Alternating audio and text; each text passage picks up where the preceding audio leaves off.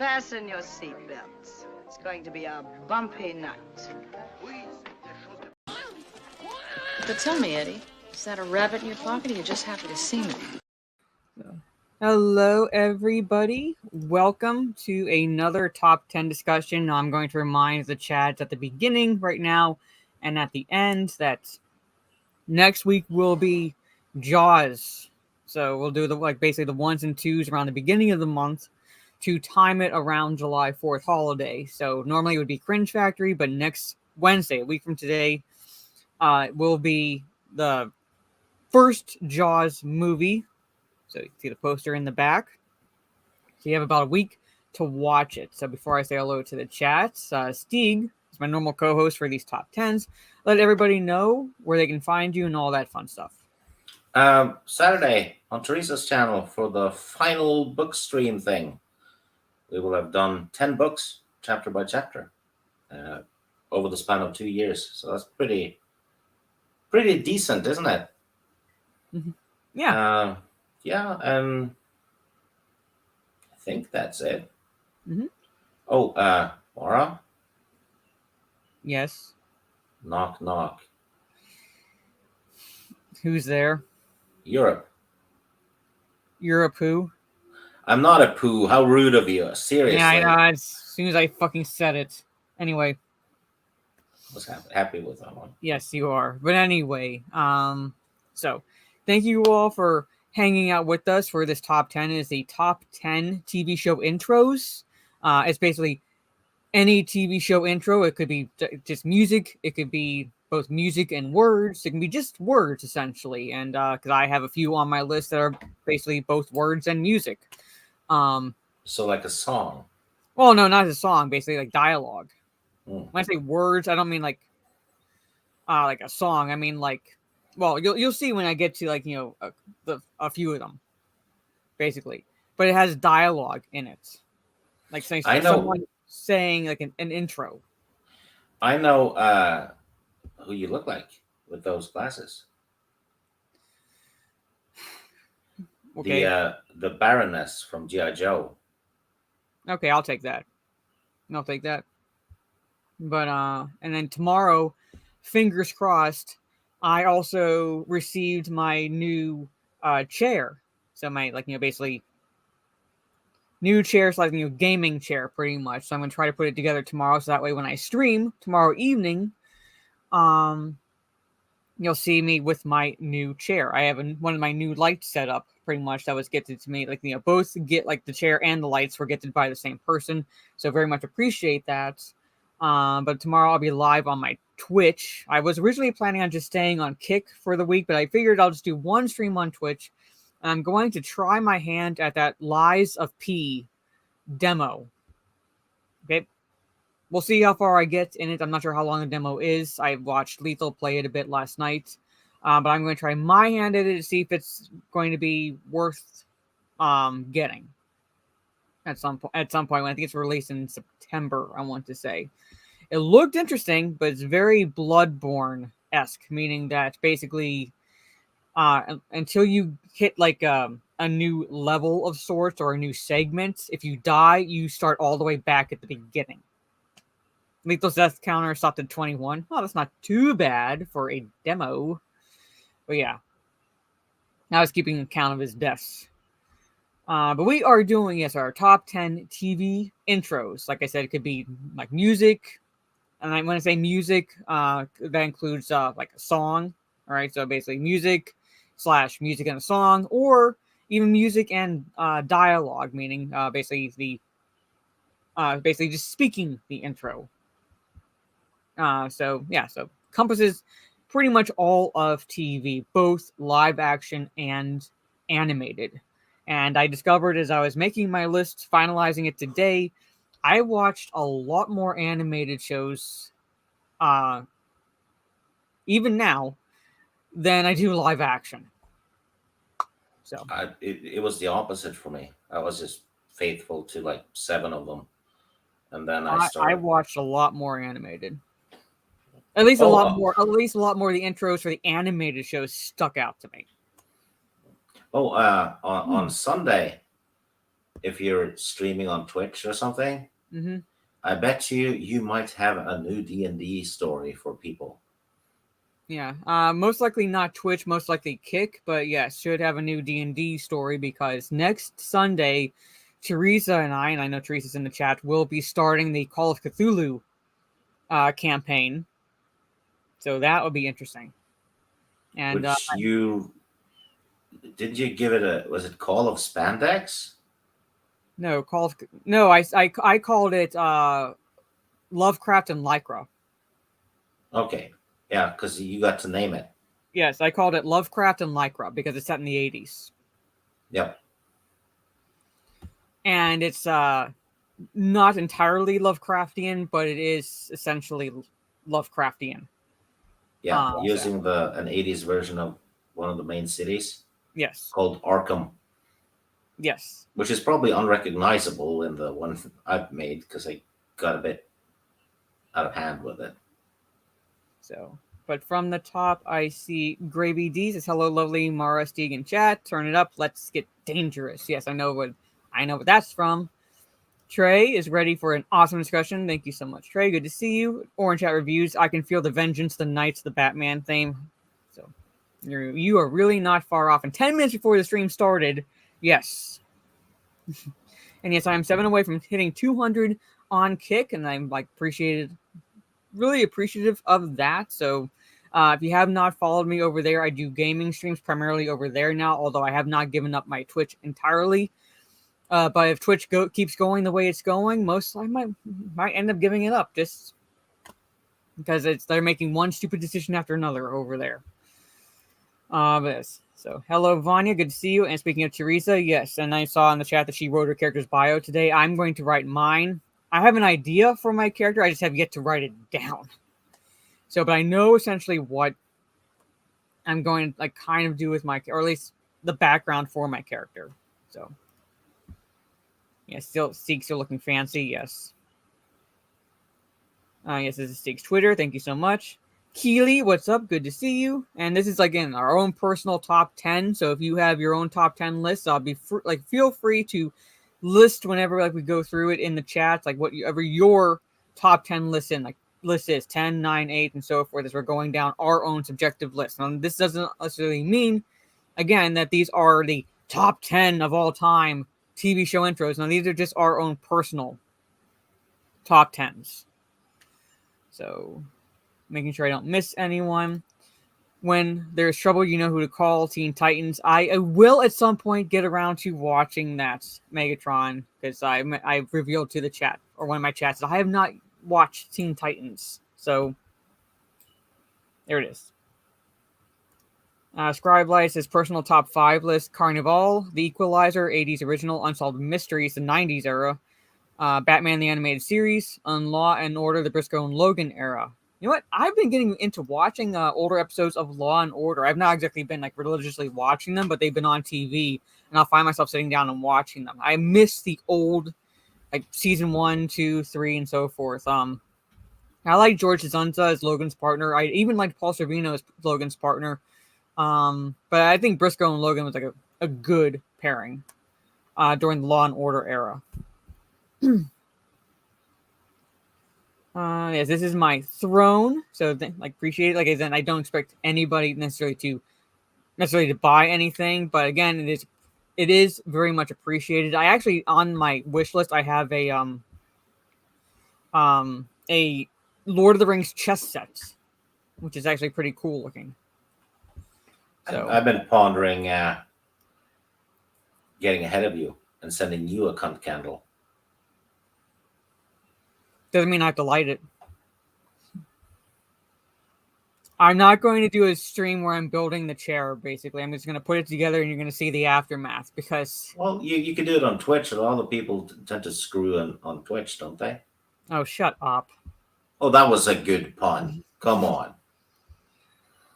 Goodbye, old chair. We're going to miss you. I'm keeping it as a spare, but I am going to essentially retire it for the most part and use my new one from tomorrow, hopefully, onward. But yeah, tomorrow, like I said, I'll be streaming Lies of P, which is kind of how would I put it? It's like dystopian Pinocchio Hmm. sort of situation. Do you know why Pinocchio wears gloves? Why? So he won't catch fire when he plays with himself. Yes. Yes, that's concept of 21. Not too bad. Hello, Ethereal Dragon. Good to see you. Marlonita. I've played Bloodborne, so I'm used to that shit. Hello, Fuck Norris. Good to see you. This is my live channel. I'm gonna be there like early afternoon. Early afternoon Friday. Where I do a solo stream on my YouTube channel, and then I jump onto basically a gaming stream in the afternoon. So it basically makes my Friday evenings free to just relax after the week. But I'll most likely be able to, since I'll be essentially free July 3rd and 4th, obviously, I'll be able to stream longer the Sunday before the 3rd, and I might even try to do 2 streams on the 3rd. So we'll see. Yeah, I have more animated too. I watched a lot more animated. So Disney's Gargoyles, I watched that. It did not make the list, but yeah. It was hard kind of narrowing it down. Like I said, I watched a lot of animated, at least the animated ones stuck out to me more as far as just remembering what I grew up on pretty much. So I do have some live action ones, but for the most part it's animated. Yeah, this one time in D&D, yes. Sadly, no. But like I said, it was really difficult to actually narrow it down a top 10. And this is probably one of the most difficult lists I've had to put together, just because of how much I watched growing up. I think she's. I still did well in school. I was a straight A student, but I did watch a lot of stuff. I think it's the 80s game. The question is directed at. Oh, well, we'll see. We'll see. Chances are yes. Maybe. Yes. We'll see. Hello, Riker. Good to see you. Charlie Stevenson, what's up?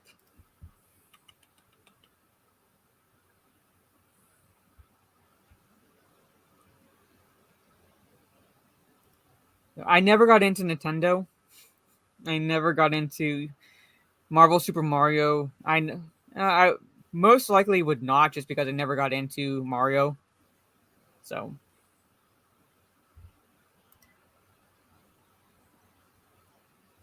I've been pondering buying the Witcher tabletop rulebook. What channel? It's not either of these channels. There was another channel that I've seen it on, but yeah, like I watch reruns of Law and Order, and I miss watching the older ones, like before politics started permeating it, and like the original Law. Like, granted, I haven't watched Law and Order, the base series, in a while, so I'm not sure how political that one got, but SVU got uber political. I just outright stopped watching it because of how stupid it got. Yeah, Souls. I never played Dark Souls, but like Bloodborne is very much like Dark Souls, so I'm used to if I die, I start over. So I'm used to that. Yes, dangerous Pinocchio is feeding the ducks. So, all right. So I have said hello to everyone. So, okay, as always, with a roll of the die, we see who starts first. Yeah, my dice tend to like you as long as there's not a monster involved. All right.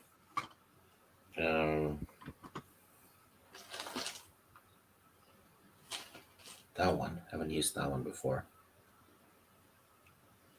Okay, 1 to 10 or 11 to 20? I'm going to go 11 to 20. 15. Yeah. I threw it back into the pouch very roughly. I heard that. You know what? I didn't realize there was one like this, but yeah, I would definitely do something like this. I was more into DC than Marvel, but yeah, there are Marvel characters I like. I had a fucked up superhero one. It's Mm-hmm. very R rated. Can't remember what it was called. So yeah, Trey Well, heard that. We all heard it pretty much. But anyway, so I start. Now. yeah. My number 10 is going to kind of include an honorable mention, just because it was like I ultimately ended up on the one for my number 10. But I wanted to also bring up what almost made it on in the top 10. In the top 10. But my number 10 is the OG Power Rangers. Yeah, there it is. Yeah. But when I say I don't just say Mighty Morphin Power Rangers because I'm not sure what I don't want to mix it up with anything else. But it was the OG Power Rangers. Star Trek the original series. And it kind of was a big when it not initially when it first came out, but it grew in popularity.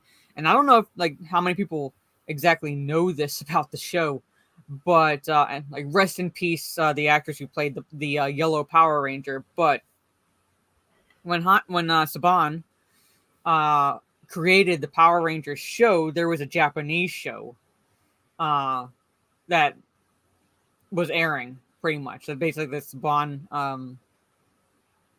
I kind of want to say about the rights to or whatever, but he took footage from the Japanese show. So whenever they morph into the Power Rangers, basically those are the Japanese actors from the show, pretty much. So basically, there's a mishmash of the American actors and then the Japanese actors in the Power Ranger suit. So basically, when you see the Yellow Ranger, that's a dude.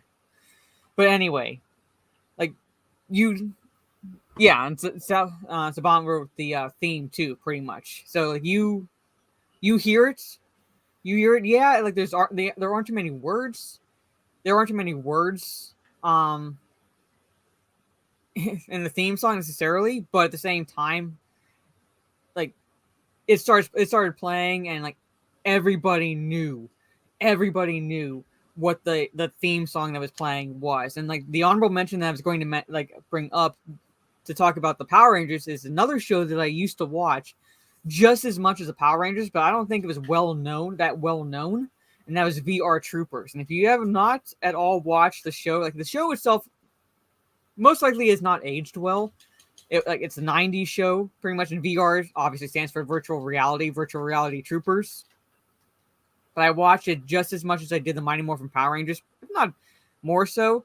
But if you have not watched it, at least watch the intro, because I say it's just as good as the Power Rangers one. But not a lot of people knew about VR Troopers. So, hey, Mr. Bentham. Okay, so there's some people in the chat that did remember VR Troopers.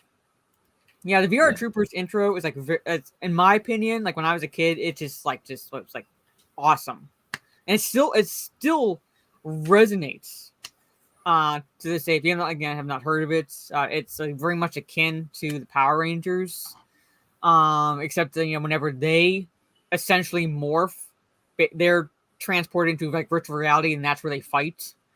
And the big bad is Grimlock. But it's actually not it. I don't think it's aged necessarily well necessarily, but at the same time, it was a very good, in my opinion, just as good as Power Rangers. But Power Rangers just edged it out in terms of theme, just because of how much it resonated with kids growing up in the 90s. So yeah. I've never seen any of them. So it'd be interesting for if you have a chance to watch and at least compare the two, because they are very similar and they are both Saban properties. So the same guy who did Power Rangers also created VR Troopers. So it is very interesting comparing the two. It's I think it's hold on. What was his name? I know it was Grim something. I know it was Grim something. Hold on. And of course, my phone decides to be slow. Hey, Dan. Ooh, good pick. Yeah.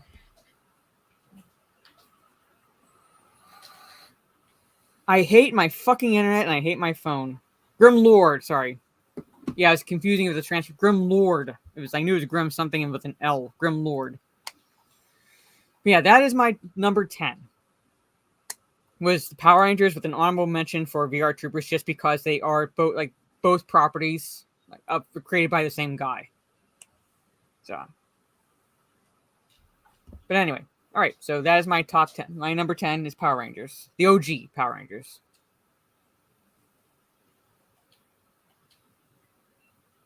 And on to you, Stig. Oh, yes.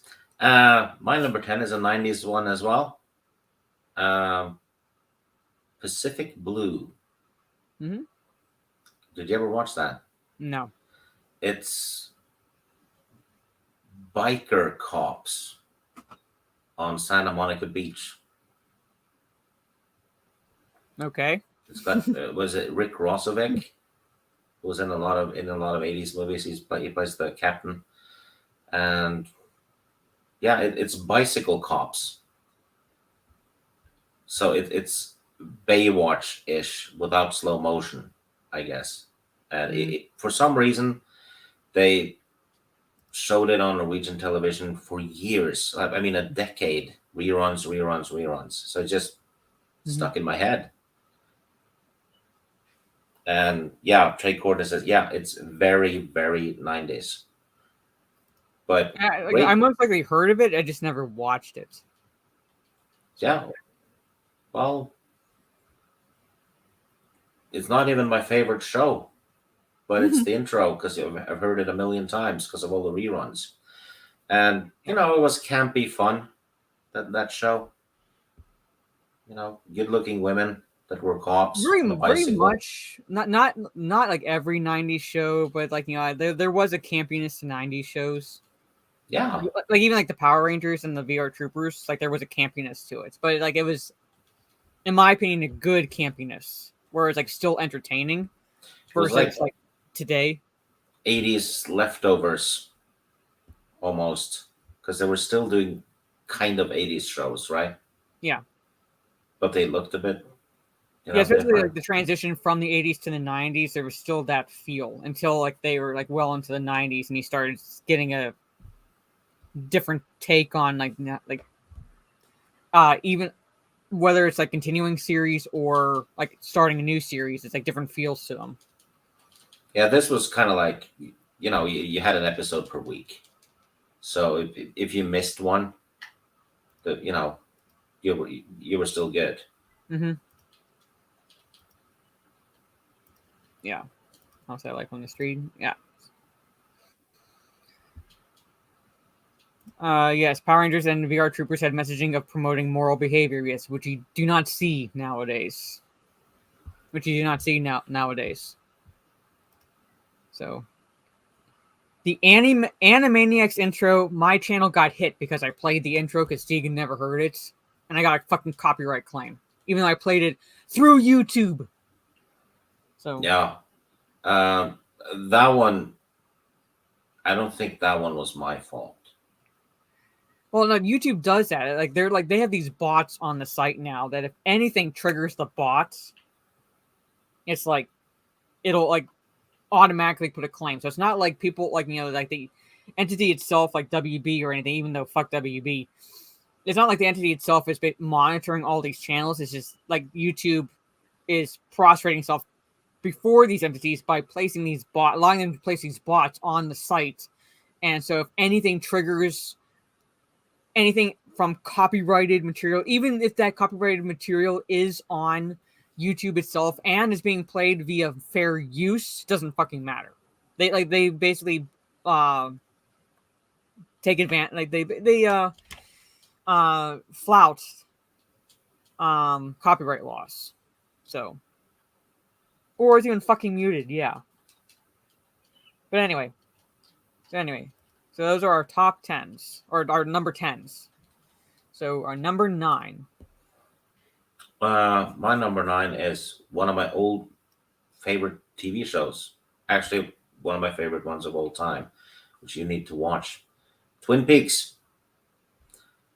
Very recognizable intro music. Has a certain mood. Kind of like weird 80s, 50s thing. It's made by David Lynch, right? So it's kind of, it's going to have weirdness. And the show was way, way ahead of its time. Mm-hmm. Absolutely. And so many top of the line actors in it, too. I mean, Kyle MacLachlan was the lead. First thing I ever saw Kyle MacLachlan in was the 1984 Dune. He shines in Twin Peaks. It's probably his best role. He's a decent actor. He's I think underrated as an actor, but I've never watched Twin Peaks. He was in another movie that I saw. What was it? Blue Velvet. That's a good one he's in. It wasn't Blue Velvets. It was I think it was with Mandy Patinkin. So it had extraterrestrial involved. No, not Showgirls. Well, I gotta look this up. But yeah, continue. Yeah. Anyway, fantastic cast. Really bizarre story. Like it's weird as hell. But Alien Nation. Thank you. I believe it was Alien Nation. Let me see. I knew it was extraterrestrials involved. Yeah. Go ahead, sorry. But the madness in Twin Peaks actually makes sense because there's little hints and stuff all over the place. So it's rewatchable and ripe for theory videos and explanation videos, right? But Well, yeah. I'm out to believe you because, like I said, I can't remember what channels we had back then, but I'm pretty sure what channel was it on? Because I don't know. It would be a Norwegian one for me. But Roswell, I saw that with Kyle MacLachlan, but there was another one. He was an Agents of S.H.I.E.L.D. No, I think it was The Hidden. I'm thinking of The Hidden. So it wasn't Mandy Patinkin, it was Michael Nouri that I'm remembering. It's a cop and an FBI agent race for answers after law-abiding people suddenly become violent criminals. And it was Michael Nouri that I was thinking of, but it was because of an alien parasite, which is interesting. But that's what I'm thinking about, called The Hidden. If you have not seen that, you should check it out. Yeah. Well, but anyway. So, if you do decide to watch Twin Peaks, watch the first 2 seasons, the original ones, then the movie that they did, which is a prequel, and then the new stuff, which makes it even weirder.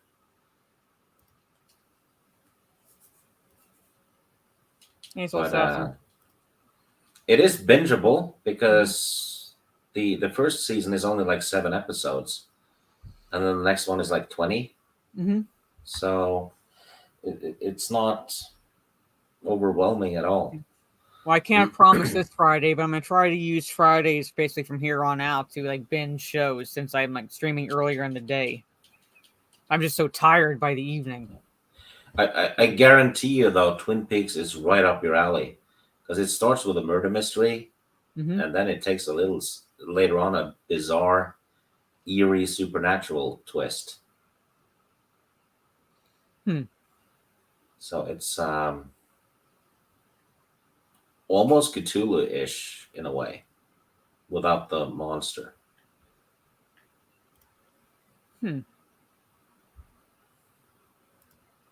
Okay. Well, that's interesting. But like I said, I am going to try to watch these shows, but I can't promise this Friday just because it's been so crazy. But now that there's a break in the kitchen renovation, and I'll be back to a relatively normal schedule for at least a little bit before it resumes, I should have the energy to watch these shows. Unfortunately, it's not on a service. I'll find a way. I'll find a way to watch it.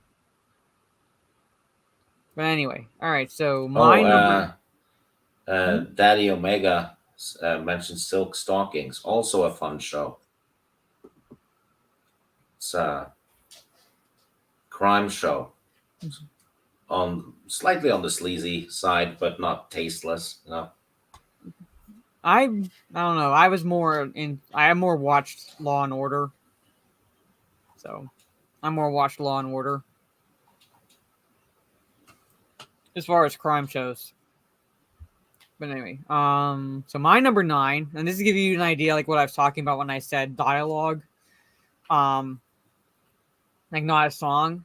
So my number 9 is the Outer Limits. Now I'm thinking like the original Outer Limits from the 1960s, but pretty much the dialogue is the same from when it was revived, I believe, in the 90s.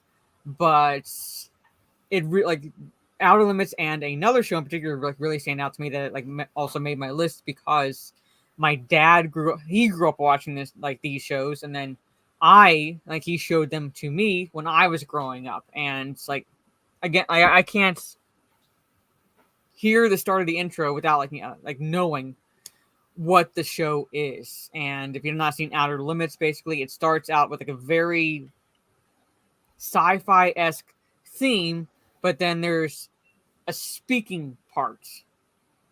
There's like a speaking part where it's like can't remember the exact words. They're like, there is nothing wrong with your television set. Do not attempt to adjust the picture. We are controlling transmission. We will control the horizontal. We will control the vertical. We can and so forth. Basically, that like voice over the music, and then the music kind of swells when the title comes up. The Outer Limits, and Outer Limits is very much like another show that I have on the list, where it's you really do not take it like you should not take anything necessarily at face value when you're watching it, because there's generally a twist. In some way or another, there's generally a twist. And so I can't say too much about it because it's not exactly when I say not necessarily episodic, I mean it's like not a continuation. Basically, there are different stories in each episode. Like one like the Zanti Misfits, like really was really fucking weird and just uber creepy. If you've not watched that one, Nightmare was one of my favorites. Had a young Martin Sheen in it, but I think he was actually under his real name for that one before he changed it to Martin Sheen. Martin Sheen's real name is Ramon Estevez. But he was on that. In that episode, at least, Nightmare, which is very interesting. But again, there's a twist to it, so I can't really go into the episodes without potentially revealing the twist. But it has a very distinct opening. So I'm not. If you're talking about like the OG from the 60s, yeah, like they're not the revival wasn't too bad in terms of like 90s shows, things like that. But I don't think, in my personal opinion, it holds a candle to the original broadcast. Okay, OG, yeah, like it's very much. So I'm not sure what episodes you watched, but the Zanti Misfits is very good. Nightmare is very good. The Man Who Was Never Born, very good. What else? Anyway, like those are the three right off the top of my head that were very good. Okay, yeah, that is my number 9, Outer Limits. No, I've never heard of it. You might like it. Like I said, I don't know if you like. Don't know how easy it is to find, but when I say OG, I mean from the 60s. Yeah, it's very sci-fi, it's like science fiction in a sense, but also cerebral in a sense, in some situations. Yeah. So you might like it. Anyway, all right, that's my number 9, Outer Limits.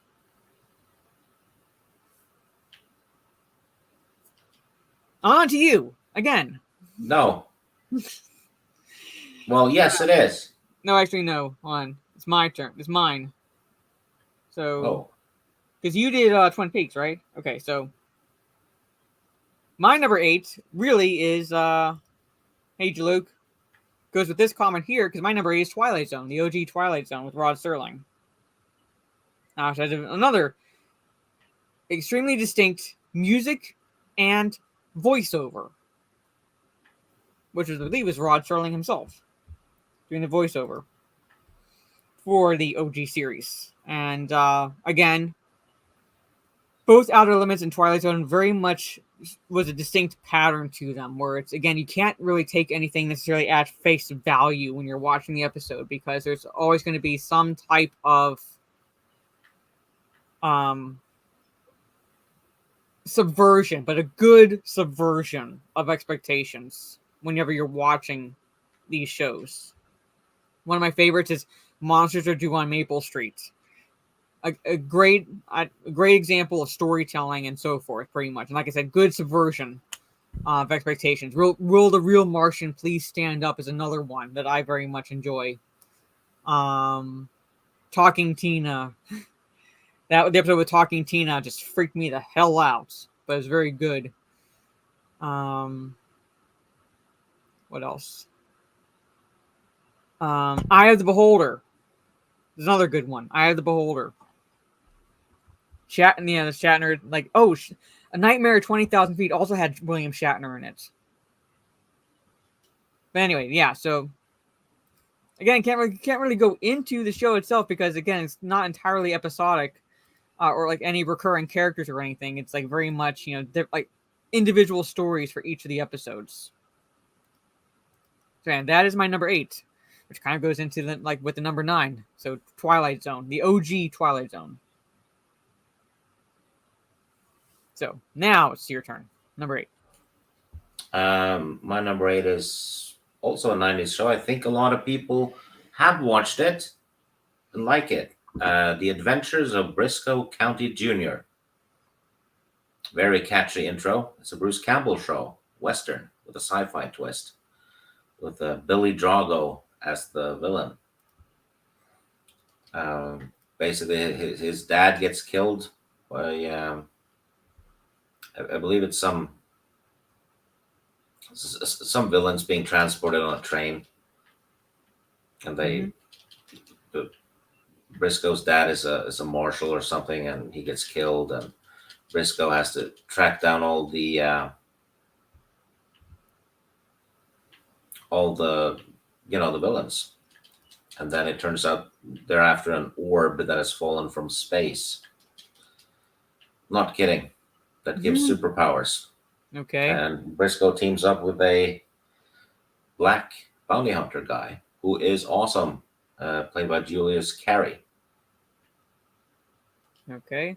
I know I love Bruce Campbell as an actor, but I don't think I've ever heard of this show. Yeah, it's lasted for 2 seasons, I think. Yeah, I don't even remember seeing any advertisements for it. I'm pretty sure if I had, it would have stuck out to me, but... No. I don't even remember seeing any advertisements for it whenever it was on. You said it was in the 90s show, right? Yeah, early 90s. Yeah, I don't remember seeing any commercials for it. It was around Army of Darkness. So, but even then, like, I don't remember seeing like anything for it. So I'm like not disputing anything you're saying. I just don't remember seeing anything for it. Well, maybe that's why it didn't last too long. It has a conclusion though, so okay, you'll get a full story if you. Well, at least I'll get that, because a live action show I did watch a lot was Cold Case, which ended up being on one of my top 10 lists, and that show didn't get a conclusion because they canceled the show after the last episode aired for like the current season, so there was no resolution at all for any of the characters. Well, this one has, and it has a really catchy intro too. That's cool. All right, so it's Adventures of Briscoe. The Adventures of Briscoe County Jr. Briscoe County Jr. Okay. I'll send you a link to the intro. All right. Okay. They're saying it was on Fox. Like I said, it's like we had Fox, but again, I don't really remember. Well, maybe you were I don't know. watching something else at the time. I don't exactly say what I would have been old enough to watch any of these adult shows. I don't think whenever this was on. Well, this one was definitely PG-13. Mm-hmm. So, but anyway, all right. They had a fun little gag in it where Briscoe and Bowler were hiding in a storage house, Mm-hmm. observing the villains, and the villain in that episode was being he had kidnapped some guy who could draw, Mm-hmm. so he was drawing a picture of him, and as the guy was drawing, they noticed that Briscoe and Lord Bowler was the black guy. Were in the background of the drawn picture, so they could see them behind the barrel. So currently, I like Cold Case was actually a very good show. I'm upset actually that they canceled it. But yeah, studio execs are stupid. Yep. But anyway, all right. So that is our number 8. So we are on to number 7. Which is You. It's me. Yes. Well, I have another Bruce Campbell one. Mm-hmm. One of the catchiest intro songs ever, Jack of All Trades, which was, I guess, early 2000s. Bruce Campbell plays a Zorro-like spy during the Napoleon War, and he's stationed in the Pacific because Napoleon, for some reason, is interested in the Pacific. Mm-hmm. So he's battling the French and stuff with an with an Australian lady.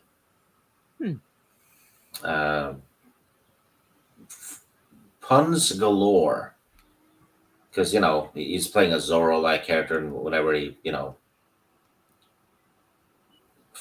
runs away from the enemies and escapes, he'll do a pun. And every time he jumps onto a horse, he hurts his balls. Oh my god. Yeah.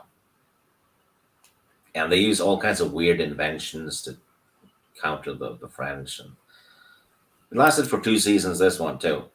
But very fun. It's just... Well, I wrote down Adventures of Briscoe County Jr., so I'm at least try to look that one up. Yeah. The other one's Jack of All Trades. Just pure fun. Like Morris said, though, this isn't the best shows ever. It's just our favorite intros. Yeah. Because, there are plenty of shows that I watched, like, both live action and animated, but, that, would not... you could not argue objectively that they were good. Yeah. The intros were great. Yeah. And some great shows didn't have that great intros. Mm-hmm. Yes. So my number 7, again, it's kind of falls in line with 9 and 8, because 9 was Outer Limits, 8 was Twilight Zone, and my number 7 is Tales from the Dark Side. That does sound familiar. Yes. I believe it was a George Romero production or at least it was his production company, Laurel Productions, that did the show. And it's kind of like along the lines of, I would say, another show that Rod Serling did, which is called Night Gallery. And I'd say, also falls in line kind of like with a little bit of, I don't want to say Hitchcockian, but Hitchcock did a show pretty much where it's, but this one is like more horror themed, Tales from the Dark Side, pretty much. And,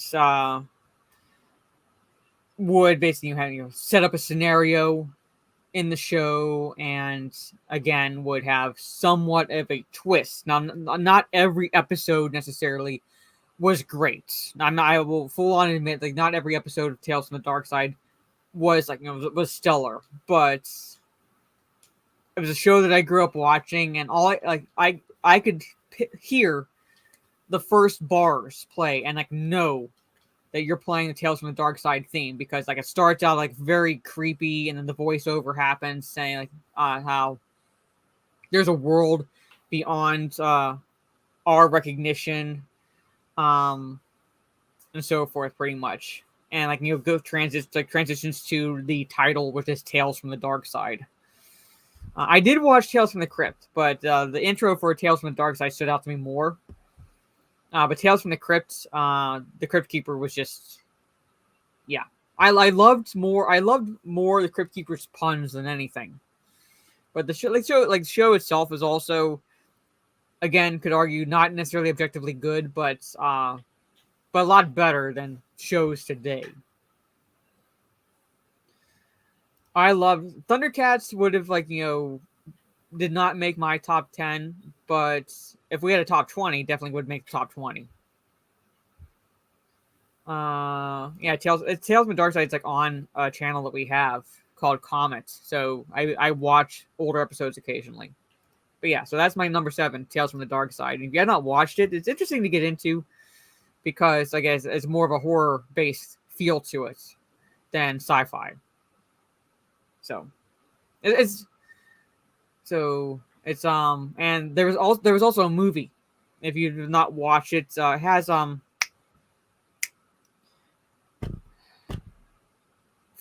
what is her name? Hold on. The Tales from the Dark Side has a movie.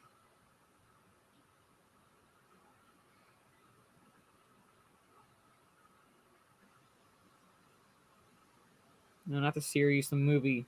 Debbie Harry. Fucking hell. It was like dead thing. It's going through it's like not this. Debbie Harry, and she plays it's a movie with like 3 vignettes to it. And the vignettes are set up where there's like boy, and like it's a young Joey Lawrence, I believe. She has him locked up in a cage, and she's trying to fatten him up so she can eat him for as a meal for the party she's like going to be having like the later on that day. So to delay her being able to cook and prepare for the party and the meal, he tells her 3 stories. Yeah, sadly doesn't. Yeah. Steve Buscemi's in one of them. Yes, so it's basically 3 vignettes, but the overarching plot involves Debbie Harry as a witch. So it's interesting to watch. And I think like Ray Dong Chong is in the 3rd one, I want to say, as well as James Remar is in the 3rd one as well. Yeah, so like basically it's like different stories, like 3 different stories, but like they're told to delay the witch, Debbie Harry. So there is Tales from the Dark Side, the show, made my number 7 for top 10 intros. But again, I'd recommend like watching also the movie. It's decent. Yeah, Christian Slater's in it too. So yeah. Or he's in one of them. He's in the one with Steve Buscemi. So it's interesting, very interesting. But yeah, that's my number 7. So my number 6. Now we're getting into mostly animated. I do have another live action, but that's further down on the list. But we have mostly animated from me from here on out. And number 6 for me is X-Men, the animated series. Loved the opening. No words, just music, but like you knew what you were getting into whenever like that intro started. And I loved during the intro where you see the different X-Men, like not X-Men Evolution, no, the 90s, like the OG, the animated series, the OG, pretty much from the early 90s. Yeah, the Marvel animated series, pretty much like those. What I prefer, like you see, like basically Professor X, Storm, Rogue, Gambit, Jubilee. You know, at a time when we had actual diversity and like genuine diversity, not based on skin color or sexuality or sex even or anything like that. No, actual good characters, diverse characters of like personalities and so forth that we could relate to no matter what they looked like. And I would say it's this cartoon pretty much. And I grew up. This is what actually kind of spurred my part of my love for Marvel, even though I'm DC, but like when it comes to Marvel, I love Spider-Man and I love X-Men. So I would always make sure that I would catch all the X-Men cartoons that were on, or at least like whenever they would air. I actually started watching it Mhm. last year. I'm on season 3. Yeah. So far, it's great. Yeah. It's reminds me a lot of the old comics I had too. So I'm guessing that they're sticking to the source material pretty damn well. Yeah, like man, for like yeah, I don't know. Like they were trying to revive it recently, so I can't say anything about that. But very much like there are some liberties taken, but at the same time, it's like they aren't counter to what happens in the comics or the characters in the comics. So like Rogue still feels like Rogue, Gambit still feels like Gambit, Storm, Professor X, and so forth. There's like no deviation from their characters. There might be like a little deviation from the source material because some things don't translate from one source to another, but it never deviates so far off the path that like it doesn't feel like X-Men. Yeah, Bishop too, like actual diversity. Yeah, diversity of powers, diversity of talents, yes. Rogue that you remind me of. Well, I'll take that. She gets Gambit, so I'll take that. Gambit is Bay, so. But that is my number 6. X-Men, the animated series. Good one. And now I get number 6, yeah? Yes. Well, I have a newer one. Black Sails. Pirate Show. Really good. Fantastic intro. Great music and uniquely done, I think, because you get to see like pirate statues and stuff while the pirate music plays. It's a prequel to Treasure Island. You get to see the glory days of Flint and John Silver and Billy Bones from the book, and you get to see how they got the treasure they buried that later becomes the MacGuffin in Treasure Island. Oh yeah, Long John Silver. Yeah. I've heard of Black Sails, but I think it was on a channel that we didn't get, so I couldn't watch it. At least at the time it was like premiered, at least. If you want the full story, watch Black Sails and then read the novel, or watch the 1990 Treasure Island with Christian Bale and Charlton Heston, because that one sticks to the book like a hawk. Okay, because I was gonna say I haven't seen that one. I've seen the one with Clark Gable. No, I've seen that. No, I mean Wallace Beery. I've seen the one with Wallace Beery. That doesn't really stick close to the book, I don't think. The one from 1990 it's got Christian Bale in the lead. Charlton Heston is in there. Pete Postlethwaite plays one of the pirates. You have Oliver Reed. You have Christopher Lee, Julian Glover. All actors I know. James Cosmo is in it. And this is a high-budget TV movie. And they got all those actors in it. Speaking of Christopher Lee, to kind of like segue a bit, I was watching a movie today that if you have not watched, you might like, because it also stars Peter Cushing, and that's Horror Express. Oh, I've seen it. You've seen it? Okay. Yeah. It's like, you mentioned Christopher Lee, and I was like, I'm just watching that movie. Yeah, like, finally, there's a movie I've seen. I'm actually kind of surprised, actually. But yes, yeah, horror. That one's kind of a obscure one, too. I think Jamie Lee Curtis is in it, too. No, that's not it. Okay, that's the other one, then. Yeah, it's basically a monster in one of the cabins, right? Well, a monster that's like, he goes through all the cabins, but like that he is able to. He escapes from the back cabin or something. Yeah, and like he's able to he basically like is able to transfer from like one person to another. So it's like it comes from like an actual like creature that was found frozen. and then it kind of like assumes the form of whichever person it's, like whatever victim it takes. But and when it takes the victim, it kind of boils the brain, much like how like what happens to a fish. So the victim's eyes are all white, like there's no eyes at all. So is that the one you've seen? Yeah. Okay. Yes.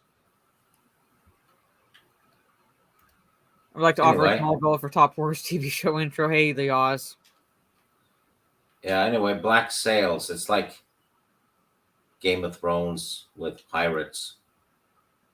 Great acting in it too. Yeah. So, like I said, I think it was on I think this time it was on a channel that we did not have, so I was unable to watch it. Yeah, it's 4 seasons, I think. So I couldn't tell you. It's bingeable. Stars, yes, don't have stars, so I could not watch it. Yeah. So we're on number 5, and you start this one. Well, now my number 5 is it's one of the best intros ever made. Miami Vice, because that has a hell of an intro, doesn't it? Music by Jan Hammer. So, very 80s. So 80s. I've watched some episodes, but I do not remember the intro. I never got into Miami Vice. Well, it's another show that's ahead of its time. You know, ongoing problem rather than completely episodic. You know. Yeah. This has a continuing story, and it put Don Johnson on the map. Mm-hmm. Was a hell of an actor, and what's his name? The guy who does the paper animals on Blade Runner. He plays their boss, Edward James Olmos. Okay, I know Edward James Olmos. Yeah. Yeah, and a heck of a lot of guest roles from people who became big stars later on.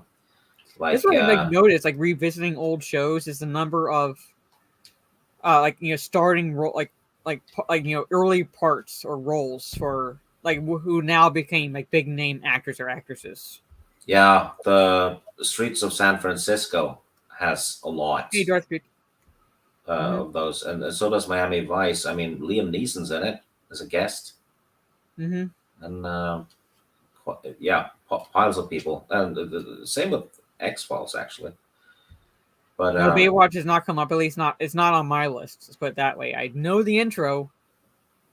Yeah, I was close to picking it because the first seasons of Baywatch, I rewatched them last year. 2 big reasons why you watch them. Well, no, the first few seasons, the only one who really runs in slow motion is David Hasselhoff. And each episode is almost like a little 80s movie. Yeah. Oh, yeah, because I used to watch Baywatch, at least a little bit. So yeah, apparently it got way racier later on, but I've never seen the later seasons. I remember I just remember the earlier episodes. Yeah, those were just fun.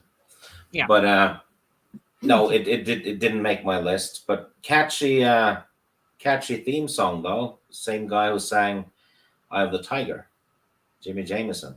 Mm-hmm. Well, that song I do know. So yeah, Pam Anderson came later, I believe. Yeah, not too much later, but like a bit later. Yeah, introduced in season 3, I think it was. Yeah, that's when I. Oh, she became a regular maybe in season 3. Yeah, she wasn't like as regular as people like remember her to be, at least early on in the series. No, she replaced Eric Eleniak because she quit after season 2. Yeah,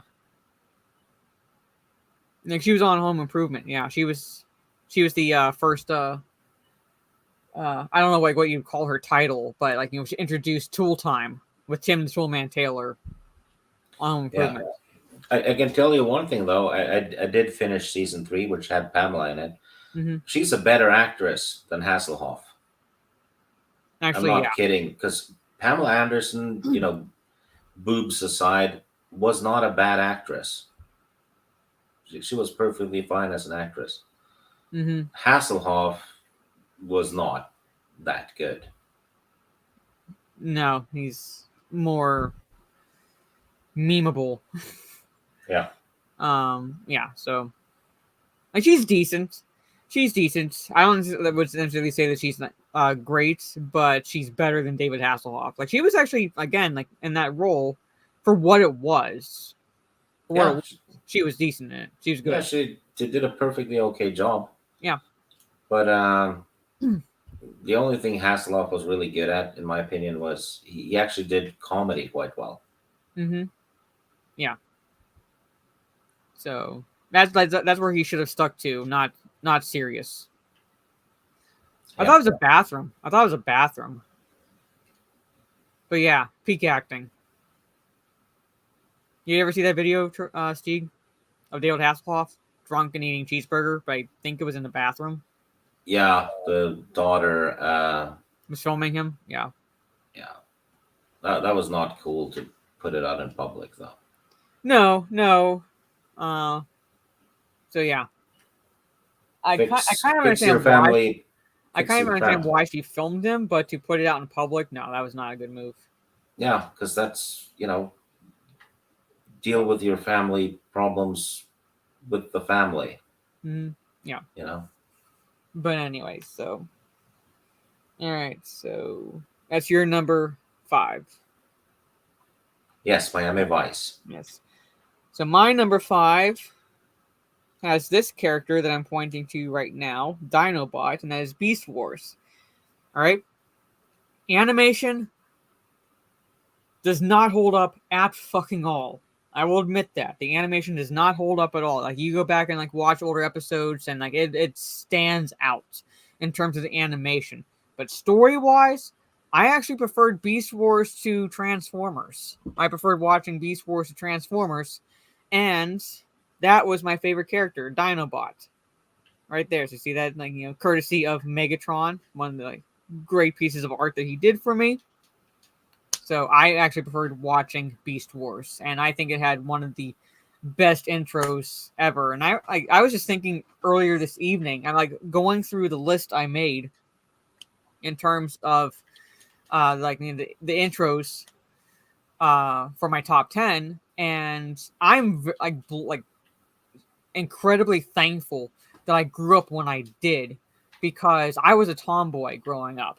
I still am a tomboy, but I was a tomboy growing up. But if I were growing up today, you have these same idiots that would speak out both sides of their mouth. On one hand, say that girls can do like anything that boys like. It's perfectly fine for girls to like science and things like that.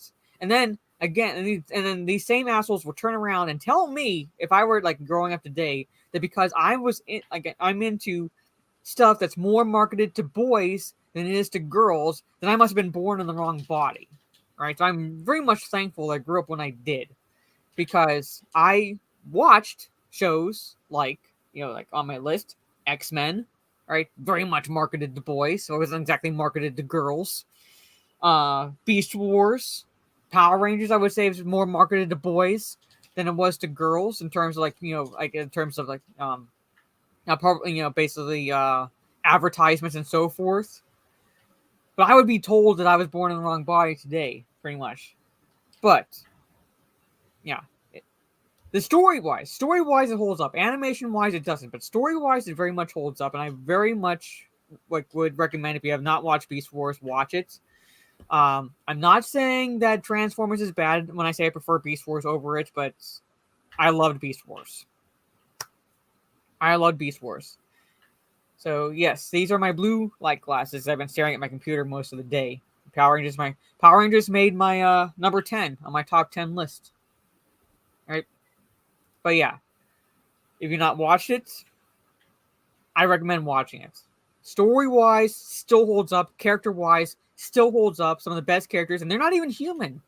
But character-wise, they are some of the best characterizations I've seen in TV alone. Not just animated, but TV alone. Beast Wars. My opinion. But yeah, that has made my number 5. All right, so we're on to number 4. All right, animated again. So Beast Wars was my first exposure to that series. I would say Beast Wars was my first exposure too, and then I started watching Transformers. But Beast Wars was my first. Yeah. So my number 4 was someone's. Hold on, someone mentioned it up here. Where is it? Is it like? It's a ways up the list, but I know it's one of you, and I want to say Gravy mentioned it. Maybe someone else. I don't know. But Darkwing Duck is my number 4. It's one of my favorite shows to watch when I was growing up. I listened to the intro again today, and it's very, very 90s feel in terms of like tone in the song. But I would also always sing along to it whenever I'd watch it, and I loved, like, when I got older and I could appreciate this aspect to it, I loved how it was essentially a parody, but not in a negative way, but a parody of like the Shadow and like the old time serials like that from the 1930s and 40s and so forth, with the character Darkwing Duck. And so again, it's like one of the shows where if I couldn't watch it as it was airing, it's one of those situations where people growing up today would not know this, but actually having to tape it, right? Set up a video like tape to record. Because we did not have anything like DVR or something like that back then, so you'd have to make sure that the tape was. That you had to make sure that the tape, if you wanted to record it after something else, was keyed up to after whatever you wanted to keep and record that way. Otherwise, if you recorded over it, you were screwed. Like, wherever you recorded. So yeah, but Darkwing Duck, love, and again appreciate how it still holds up. It still holds up as far as the humor and everything, and like again it parodies like the serials from the 1930s and 40s, like with the Shadow and things like that. But in like a positive way, like humorous way. So Yeah, I never watched it, but I had the Commodore 64 game, the Darkwing Duck game, which probably played the theme music all through it. You can find the intro. You can find the intro on YouTube and see if it's the same intro. Most likely it is, or at least close to it, because I doubt that they would change the intro even for the game. Yeah, usually if they had games based on a movie or a cartoon or something, that they would have the theme song as the soundtrack. Yeah, like I said, like it might not be like sound exactly like the intro for the cartoon, but it'd be close enough that they wouldn't deviate or like use something else for anything for the game. Yeah, it'd be like trace an 8-bit version of it. So. Oh yeah. Oh yeah. Gravy says he has the NES Darkwing Duck game. It's probably the same. It's probably ported to the C64 or vice versa. And the NES probably has better graphics. So it's has about all episodes on YouTube, so you should be able to watch some at least.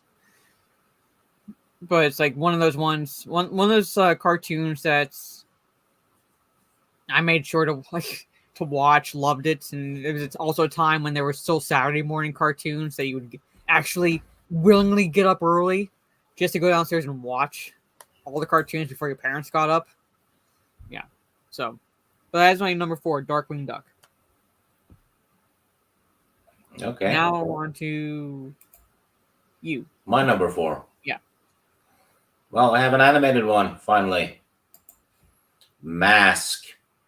Not the Jim Carrey mask, the other one, where they have transforming vehicles and they use helmets with abilities to fight an evil organization called Venom. Didn't you have that on another top 10? Yeah, probably favorite TV shows or something. I don't know. Okay, because I'm like, it sounds familiar, but yeah. Yeah.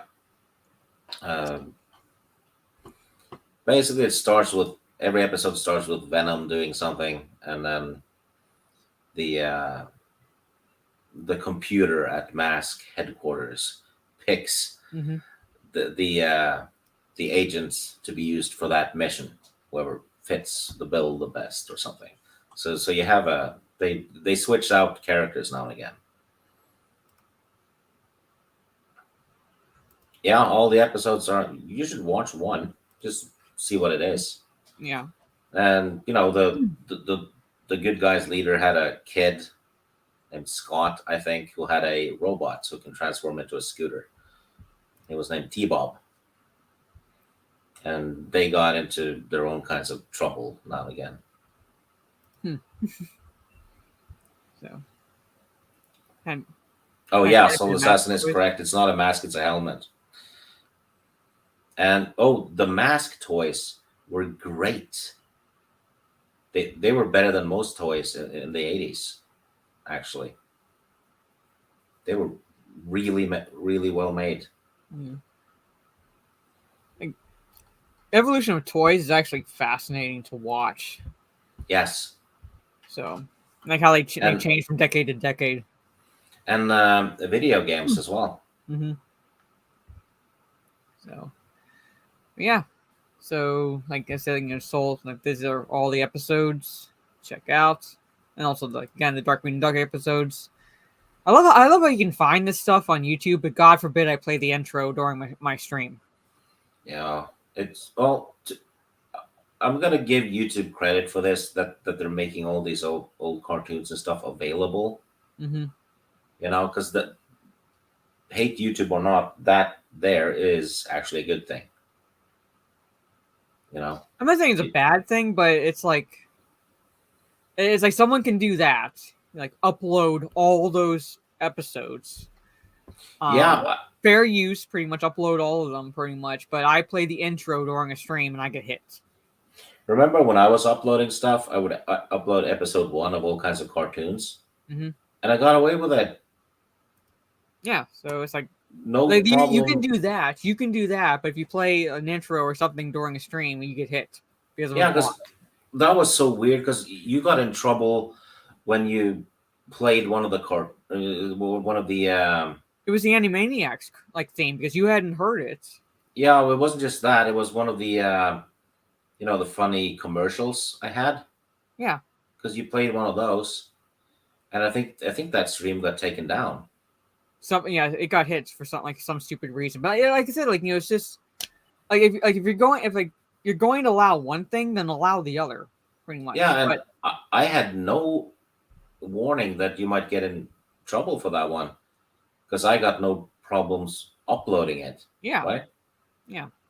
Well, I don't say it on YouTube, so they can't hold that against me.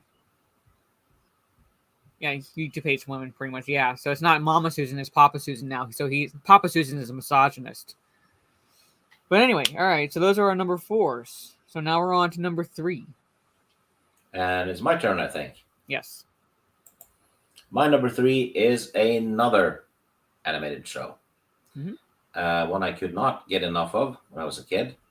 And I've actually watched a few episodes recently before bed. The original G1 Transformers.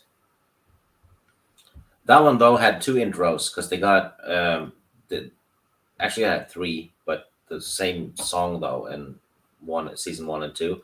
But then you had Transformers the movie, which was kind of like a bridge. And then you had a lot of new characters in season 3 and 4, right? Mm-hmm. So season 3 had a way different intro, but the one I'm going for, though, is season 1, the first, the start of it all. And I actually, oddly enough, still remember it when I was a kid and Transformers started, because all the kids in my neighborhood were all fired up because we had seen a trailer. Oh, it's like a cartoon with robots. This is going to be great, right? Mm-hmm. So I probably watched the premiere, like literally ground zero when it first started. Mm-hmm. like I said, like, I also watch Transformers, but like basically my gateway into that I don't want to say genre, but like characters was through Beast Wars. Yeah, I never watched Beast Wars, and I never had an interest in it because I think when Beast Wars started, I had moved past Transformers, probably due to age or whatever. I wasn't watching cartoons much at that time. Yeah. So that's why I missed all, the X-Men and Spider-Man of the 90s and stuff. Mm-hmm.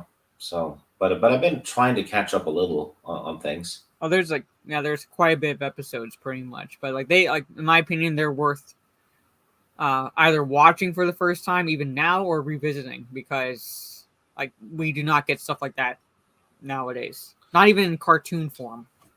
Yeah, I actually did. I had gotten a hold of Fantastic Four, the Hulk, the X-Men, and Spider-Man shows. Yeah. And I was watching one episode of each. So I made it kind of like a little Saturday cartoon morning thing for a while. Mm-hmm.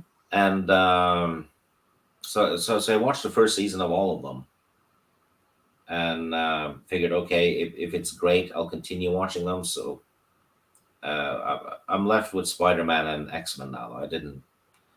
Fantastic Four and the Hulk wasn't really like fantastic. They were okay, but yeah. I never watched the Hulk. I did watch Fantastic Four, but it is essentially an acquired taste because of like the animation style and so forth. And the storytelling. It is very much an acquired taste. But I grew up watching it, but I will agree with you that it doesn't hold up quite as well, at least in terms of when you compare it to X-Men and Spider-Man. Yeah, those two were on a different level. I didn't hate the Fantastic Four or the Hulk at all. Yeah. But it was just the Fantastic Four was great because of the Thing, and the episodes where She-Hulk showed up, actually. She was great in that show. But the Hulk was, I don't know, he grows old pretty fast, I just never got into the character, so I don't really have any inclination to watch the show. Yeah, it's just fun to watch him wreck stuff, but yeah, after a while, it's like, yeah, how many times do you have to? How many times can Bruce Banner get close to a cure, right? Yeah, or I mean, it's like, okay, so there's 50 cures out there, Basically, every episode is like he gets angry. Yeah. I mean, I have nothing against the Hulk, but it's like every episode was like, okay, what's he gonna get angry about now? Yeah, exactly. So he's better in better as an animated movie rather than a full season. Yeah. I did love the comics when I was a kid, though. But back then, I was a kid. I was like, oh, cool, he smashed a tank. This is the best comic ever. Yeah. Right? Mm-hmm. Yeah, but it works better as like a movie. Yeah. Although I did get a kick out of, and I shared this with my mom because my mom's an attorney. Still, she's getting ready, hopefully getting ready to retire shortly. But there was a scene from the old Hulk television series, live action one, where he gets angry in a courtroom. So I tagged her in it, and it's like, is this you? So that's one I do remember, just because of the fact that it was in a courtroom, and he gets angry on the witness stand or something like that, and pretty much starts smashing the courthouse. So, but again, never really got into the character. There's not much depth. He is fun, but in my opinion, he's you learn everything you need to learn about him pretty damn fast. Yeah. No, I did not show my mom She-Hulk because I love my mom. Yeah, don't, show the comics. The old comics were fun. Yeah. She-Hulk was actually a great character. Yeah, and then and current Marvel ruined her. Yeah. So, But anyway, all right. So those are our number 3. Okay, so it's my turn for number 3. So it's another animated intro. Another Marvel property, and that is Spider-Man the Animated Series. I don't think I need to go into full details necessarily, but again, it was when it came to Marvel, especially when I was growing up. I loved X-Men and I loved Spider-Man. Now, again, growing up today, I would be told that I could not relate to Peter Parker because I'm not a straight white male. But I related to Peter Parker because he was a nerd, and I was a nerd, and he was quippy, and I'm still quippy, pretty much. So I related to the character, and I loved how he went, like, basically the nerd got the girl, essentially. Right? Mary Jane Watson, and yeah, Black Cat, Gwen Stacy, and so forth, pretty much. But you have, like, the nerd who becomes a superhero. All right, arguably, I'm not exactly a fan of spiders, but I have to admit that of the abilities and superheroes, he has the ones that I actually wouldn't mind having in a way, because I'm playing the current not the current, but the remastered Marvel Spider-Man game. I'm trying to get through it. I'm almost done. I'm almost done with the game, and my favorite part about the game is when I am web slinging my way through Manhattan. Pretty much. Again, not a fan of how they did Mary Jane in the game, but they did Peter Parker well in terms of personality, because and for me, my Spider-Man outside the animated show is Tobey Maguire, because that felt more like Peter Parker and Spider-Man, like a good combination in the Sam Raimi movies.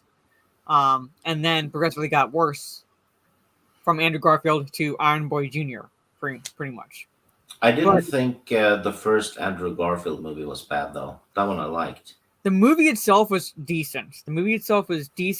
But Andrew Garfield, in terms of the portrayal of Peter Parker, I did not believe him as Peter Parker. He was not nerdy enough as Peter. He portrayed the intelligence pretty much of the character. But in terms of nerdiness, no. Very much did not buy him as Peter Parker. As Spider-Man, he was very good. Very good. That was Spider-Man to me. But yeah, he was just too cool. He was a little too cool. And made it unbelievable as Peter Parker. So for me, so far the best in terms of well-roundedness in terms of character outside the animated series was Tobey Maguire. You know what's kind of cool though, with all those 3 different Spider-Man things, and they're all from different dimensions, right? Mm-hmm. In a sense, Jonah Jameson is the same in all timelines. Yeah, he never changes. No, I thought that was great. He's the same damn asshole with the same actor. Even the same in the game, pretty much. Yep. Same in the game, because you don't you don't. As I'm not done with the game, so I couldn't say for sure that you don't see him in the game necessarily. But what will happen is basically periodically down in the corner, he has I guess what you'd call a podcast nowadays, pretty much, but like a radio talk show, essentially, where people can call in, and still the same character, all about how Spider-Man's a menace, conspiracy theories and so forth, dealing with Spider-Man, and how isn't it convenient that Spider-Man is there during this catastrophic event sort of situation. The character does not change at all. Yeah. Another thing, you know how actors want to play well-known parts, right? Mm-hmm. Jonah Jameson and characters like that are well-known parts now. They're deeply embedded in American culture. Yeah, and that character's been there since. Was one of the best live-action adaptations of J. Jonah Jameson. Yeah, and it's part of the culture, same as Hemingway characters and all that stuff. Davy Crockett. I think it's easy to dismiss superhero stuff as well these days. Yeah.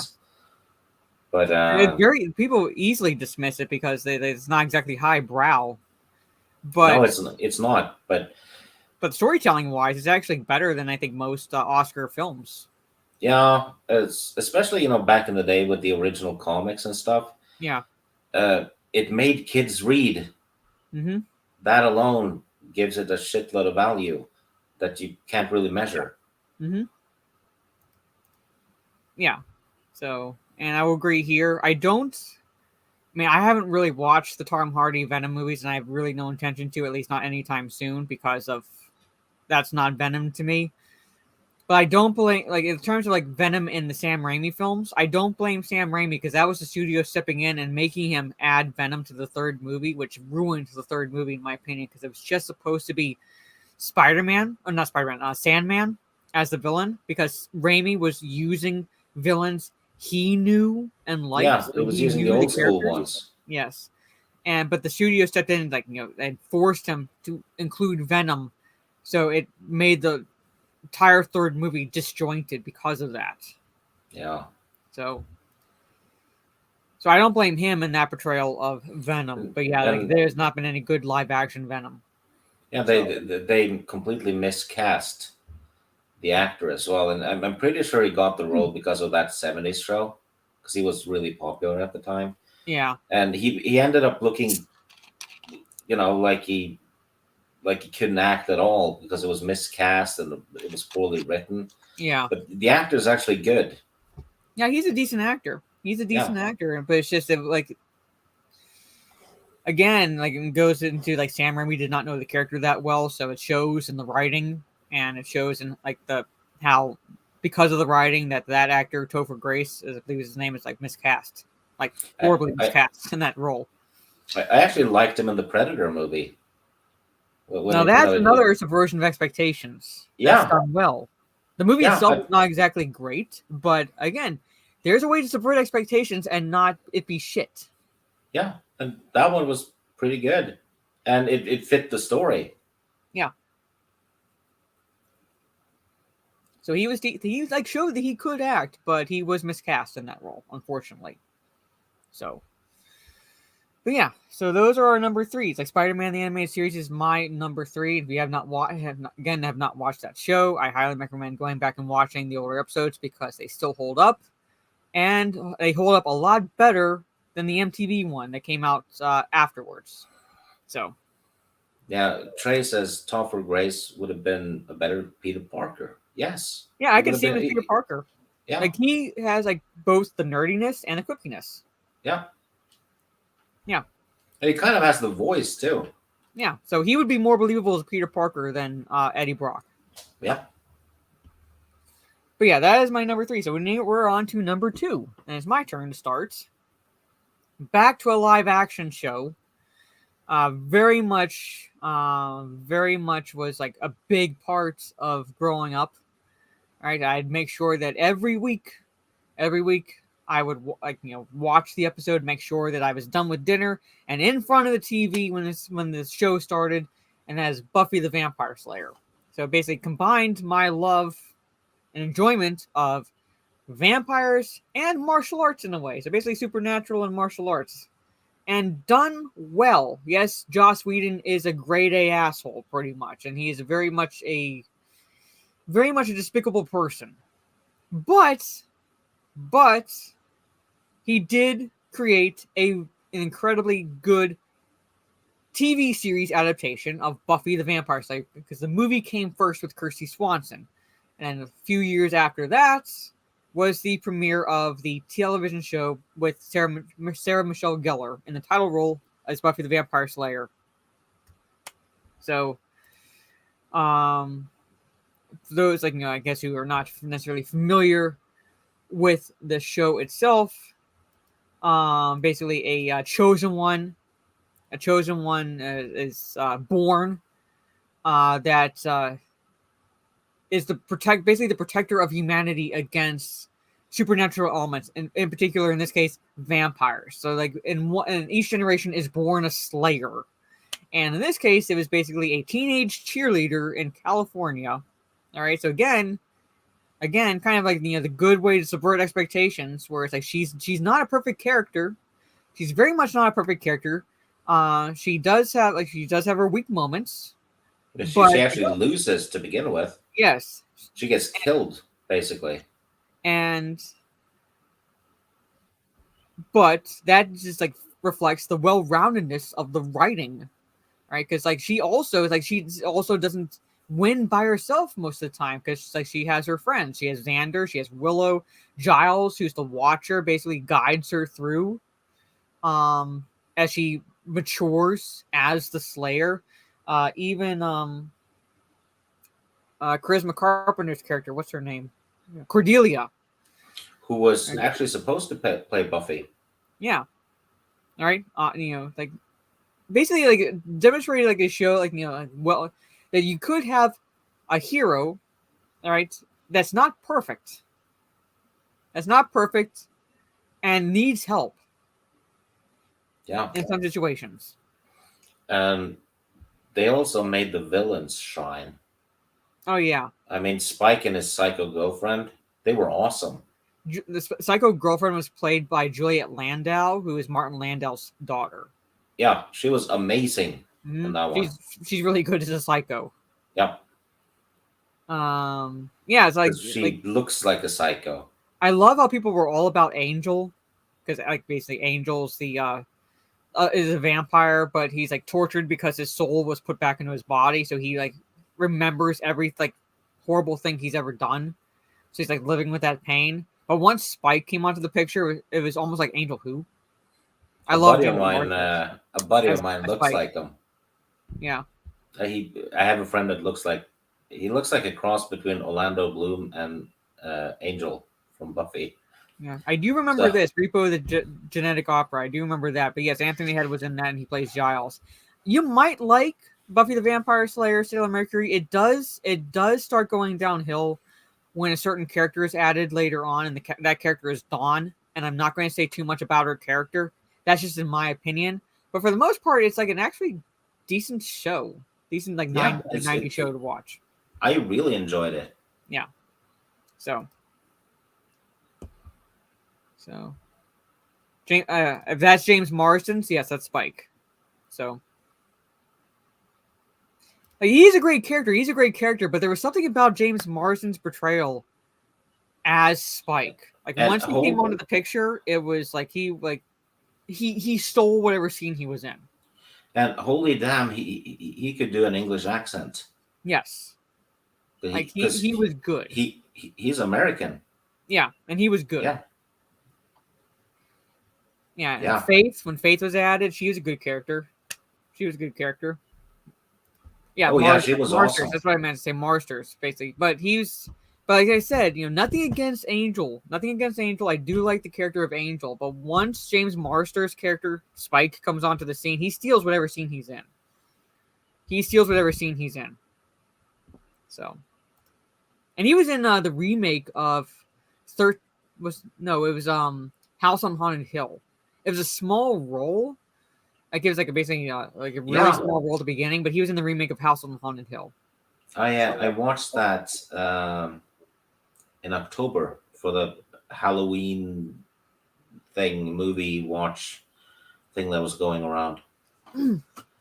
So I noticed him. Joss Whedon wanted to kill him off. Yeah, that's what. But the studio. One time I agree with the studio, because that would have been a stupid move on Joss Whedon. Yeah. In my opinion, would have been a stupid move. Yeah, that's when Whedon got violent with him. Yeah. Slammed him into the wall and yelled at him that I'm in charge, not you. And Marston hadn't done anything. I saw an interview with him just a few weeks ago when he was talking about that. It was insane. Like I said, Joss Whedon is not a good person. He's not stable. No, he's not a good person. He's not stable. The actress who played Dawn, who was young at the time, was not allowed to be in the same room by herself with him. So. Yeah, Joss Whedon, very creative, but horrible person. Yeah. So. But anyway, that is my number 2, Buffy the Vampire Slayer. Yeah, my number 2 is I haven't watched this show that much, just a few episodes, but the intro is it just sticks to your head, and it's Airwolf. Never watched it. If you heard the intro once, it's in your head forever. Mhm. You know, the few episodes I watched though were cheesy fun. They have a super helicopter. It's a Jan Michael Vincent and Ernest Borgnine, I think, is the leads and the show. So good cast for its time, you know. Mhm. But you can tell in most of the scenes where you see the chopper that it's a remote controlled little toy chopper flying around. Yeah. But in the 80s it worked. But yeah, that intro, it's all kinds of awesome. You just want it as a ringtone or something. It's like really uplifting, and you want to beat someone up or something. Like you hear it, and you just want to go like just like find some random person on the street and beat them up. Yes, judo throws someone off a bridge that looks pretty like the much. bridge in The Witcher. Yeah. Like I said, I haven't watched it, but I'll believe you. I'll believe you when you say that. But I've like not watched the show, so. But yeah, again, if this had been a top 20, I would have included Married with Children, because that is also another icon, basically a very good intro, one of my favorites, and would show that would not be able to be made today in the political climate. Also, I just realized I said that a movie about a chopper was uplifting. Yes. So yes, pun. Yes. Yeah. But all right, so before we go into our number ones, we'll recap basically our 10 through 2. So if you like joined in late, so just to give you an idea of like the top like 10 from 10 to 2, mine is Power Rangers with an honorable mention for VR Troopers, Outer Limits, Twilight Zone, Tales from the Dark Side, X-Men the Animated Series, Beast Wars, Darkwing Duck, and Spider-Man the Animated Series, and Buffy the Vampire Slayer. Yeah, I have Pacific Blue, the bicycle cop show, Twin Peaks, one of my all-time favorite shows of all time ever in the universe and galaxy, and time. And then I have The Adventures of Briscoe County Jr., Bruce Campbell show, Western sci-fi. And then I have Jack of All Trades, Bruce Campbell comedy show. Black Sails, Miami Vice, Mask, Transformers, and Airwolf. Mm-hmm. And if I had done this list tomorrow, there would have been other shows on it because this was hard. Yeah, this one was actually a hard list to narrow down to 10 because of how much like I've watched. Yeah. And I was listening to the intro to VR Troopers today, so I can hear this in my head. Trooper transform. So I can hear it in my head. Yeah. But yeah. So we're on to our number 1. And I think it's my turn. Yes. Well, favorite intro of all times for me. Also my favorite TV show of all times. Mm-hmm. The X-Files. I'm not surprised. It's iconic as well. Yeah, it is iconic. Even I know the theme, and I never really got into the show. Oh, you'd love it, especially the Monster of the Week episodes. Mm-hmm. They even have one based on The Thing, and they do it well. Like the actual novel, the novella of The Thing, like accurate, or is it? I don't know. Never read the. Because it actually is based on like a novella, I believe, or a short story. So so John Carpenter's The Thing is actually closer to the book than the 1950s version. Yeah, it's well, it doesn't have the actual thing. Mm-hmm. No, I'm saying I know, like you say, based on The Thing, but like is it like close to the source material? I should say. Yeah, but without the monster. Yeah. There's something else, but yeah. But yeah, fantastic show, and I even like the new seasons. A lot of people gave that stick, but I'm like, come on, it's supposed to mimic a little bit a 90s show, right? Mm-hmm. And cell phones that we have today alone will alter that show big time. Yeah. And the internet and all that stuff, but perfect casting. Duchovny and Gillian Anderson, all the side characters are great, and it feeds into all these, some of the cheesy conspiracy theories, and there's a Jersey Devil episode, there's a Bigfoot episode. Oh, so basically it gets into cryptids. Oh yeah, there's a Wendigo episode. There's a ghost You ship mean one. you mean Wendigo? Wendigo, sorry. Yes. And of course, there's a wise old Indian telling them about it. Of course. Yeah, there's demon stuff going on. Bruce Campbell's in there playing a demon, That's and cool. he is fantastic. And there's an episode they had to edit a bit because it was downright gruesome, because it was a Texas Chainsaw Massacre-ish one. Oh, that's cool. And that one was they got away with a lot of stuff in that episode, I think, because that one was it got pretty gory. Well, if it's Texas Chainsaw Massacre inspired, yeah, it's going to be pretty gory. You can't exactly shy away from that if that's the inspiration, just based on the source itself. They basically had the mom in the house that was really deformed, and they had removed her arms and legs, and they just wheeled her out from under a bed. And she was the head of the family. She was a leader. Mm-hmm. It was really fucked up. Mm-hmm. So yeah, you'll get all kinds of stuff, but the main thread though is the government's hiding alien stuff. Yeah. So which people still believe today. I'm not saying the government's not doing it. I'm just saying people still believe it. Yeah. Well, maybe they got it right. Who knows? Yeah. But all kinds of stuff, and like I said, in my opinion, the filler episodes are the best ones. Mm-hmm. You have serial killer stuff. You have supernatural serial killers. Yeah, and anything you can think of, really. Mm-hmm. All right. Yeah. Oh, yeah. They had a Loch Ness-ish episode as well. Yeah. At some point, I'm going to catch up on some things, but it's like I said, I'm hoping to use Fridays from not this Friday, but Fridays from here after, basically to catch up on shows. Yeah. Well, but it's just been very tired.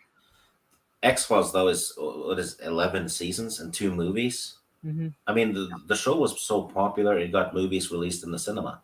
Yeah, I remember that's unusual, but you could watch one season just to be familiar with it. No, I'm saying at some point, I'm not going to promise when. Yeah. But I do want to go back and rewatch or watch for the first time shows I never got into. So yeah, it's 24 episode seasons though, and holy crap, is it filled with actors that are famous now. You have Seth Green, you have Jack Black is in it. Mm-hmm. Ryan Reynolds, I think he gets killed by a succubus or something. Huh. And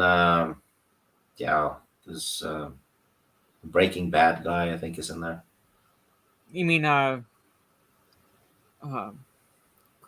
Bryan Cranston? You're talking about him? Yeah, he was in Baywatch too. He was actually he was in quite a bit of early TV, because I was rewatching I want to say Matlock, and I think Bryan Cranston was in an episode of Matlock. Could be.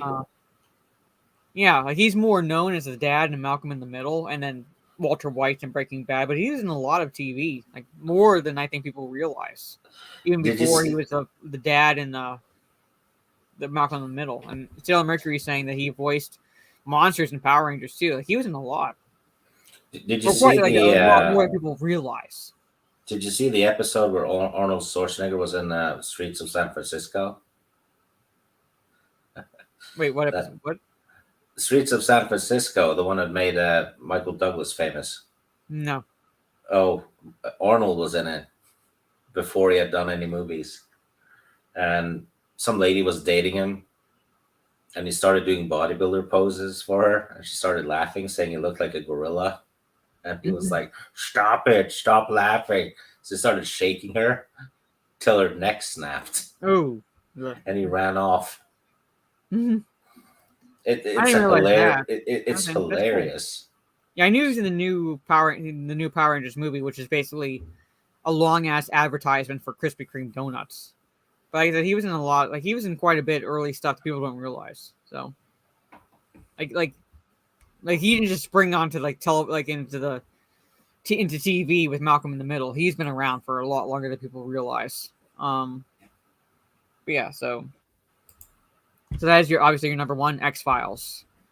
Yeah. My number one is, let me scroll up here. Hey, the X-Files tune is even my intro. No, sorry, my ringtone. Yes, is Batman the Animated Series. I knew it because I saw it on your thumbnail. Yes, Batman the Animated Series made my number one. It pretty much solidified me as a fan of Batman and the Rogues Gallery of Villains, because if you want to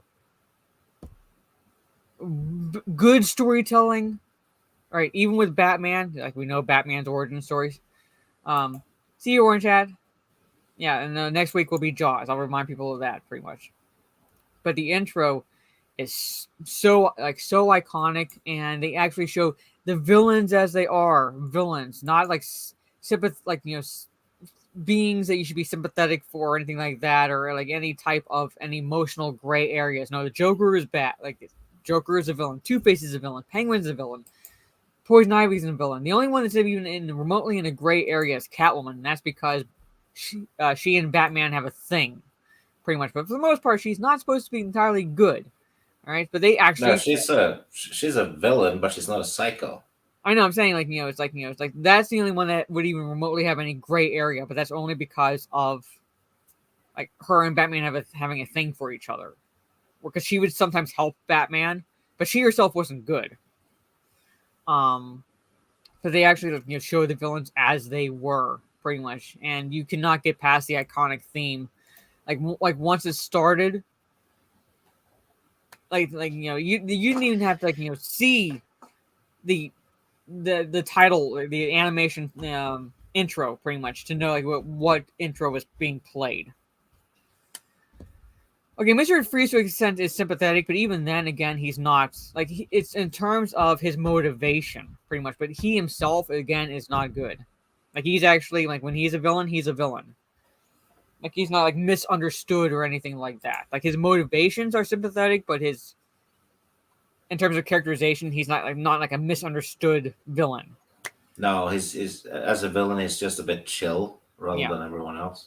Yeah, haha.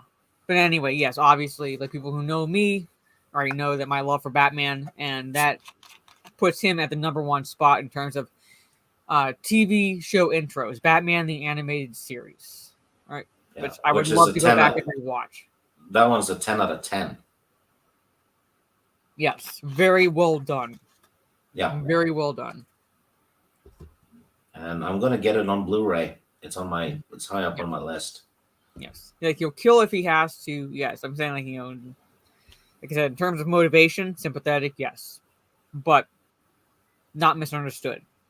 Like he will kill. So it's not like he's at all any really gray area in that regard, pretty much. So, but anyway, yeah. So those are our top 10 lists. Sieg's number one is X-Files, and my number one is Batman the Animated Series. Yeah. So that one almost made my list too. Yes. Well, it was going to make my list no matter what, pretty much. But so that is the June top 10, and we'll have to come up with a top 10 for next month in July. But again, for those who tuned in on the late we had one. We were talking about it, but we didn't really settle on one. Well, it's your turn, I think, to pick No, one. I think I picked top 10 TV shows, or was that you? Yeah, but I think I kind of picked a few in a row. So it's up to you. Well, next week I'll make my decision because next week, for those who tuned in late and those who watch my Wednesday streams, normally next week would be Cringe Factory because I normally have Cringe Factory on the first Wednesday pretty much of every month. But because it's the Wednesday is right after July 4th, I'm switching it up.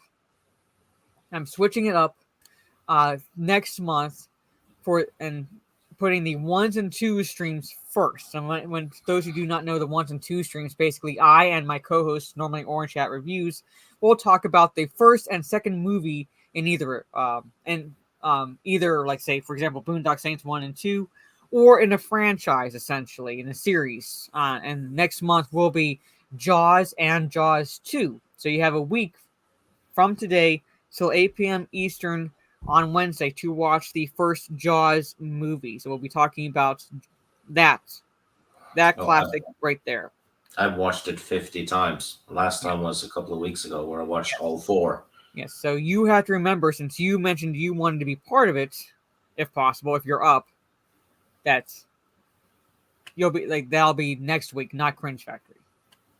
Yeah, usually you tell me anyway because I keep forgetting. Yes, because you sent me an article and I was like, don't forget. Which is like, yep, you did forget. Well, you can use the article on Friday or on the one. Yeah, I'm saying because you said for possibly for Cringe Factory, and it's like, well. Oh no. Yeah. No, well basically, if I send you a cringy article, it's what it really means is maybe for your channel. Yes. So, but I'll likely talk about it like Friday because I do a solo stream on my live channel. So I have a separate live channel where I do solo streams where I just hang out with you guys in the chats, pretty much. So most likely I'll talk about it then. Yeah, and she never highlights my comments either. It's hurtful. Because I don't want them clipped. I do highlight them. I just don't read them. I don't know how to clip things, so you're pretty much safe. Well, yeah, the others in my chat do. So others in my chat do pretty much. But I highlight them. I just don't read them. There's a difference. There's a difference, and there's a reason why I don't do that. I'm gonna get you. No worries, Jacob. Hopefully you enjoyed the replay. And yes, this is my live channel. Very creative, Jade Shadow Live. So come check that. Check that out. Again, hang out with you guys early Friday afternoon time frames.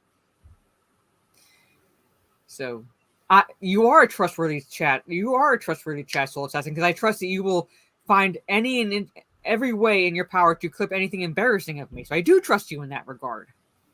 So you are trustworthy. It's really bad if you try to embarrass Mara. Nobody should do that. Yeah, nobody should do that. No. Oh, by the way, D&D on Sunday. I have plans. At some point, we will do this: the Escape from New York and Escape from LA with Kurt Russell as Snake Plissken. We'll do that. We will do that. But next month is Jaws and Jaws 2. So this one will likely either be August or September, because October I'm saving obviously for Halloween 1 and 2. So if you can't understand the obvious reason, then I don't know what to tell you. But this will most likely be either August or September. So I would never do that. No. Let's put it this way, not easily embarrassed. And we will be doing Hellraiser 1 and 2 as well. I wish there were more weeks in October, because I would love to do 1s and 2s for Hellraiser, Halloween, Friday the 13th, because the Friday the 13th part 2 is a direct continuation of the first movie. Even Gremlins 1 and 2, Evil Dead 1 and 2. So, Nightmare 1 and 3. Yeah, because I skipped 2. I skipped 2. But it'd be Nightmare on Elm Street 1 and 3. I wish there was more weeks in October because of all, the horror movie 1s and 2s that I would talk about. Yeah, you can do the Omen 1 and 2 as well. Yeah, I'm saying there's so many. Yeah, or The Shining and Dr. Sleep. Yeah, I'm saying there's so many that I would like to do, and I would like to do the month of October because of the fact that it's Halloween and scary and all that stuff. You know what you should do though? Dead Snow 1 and 2.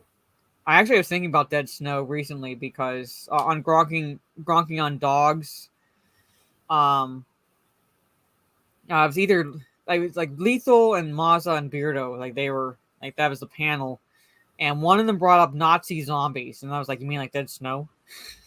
Yeah, You mean like Dead Snow? I liked them. Well, did you see the sequel?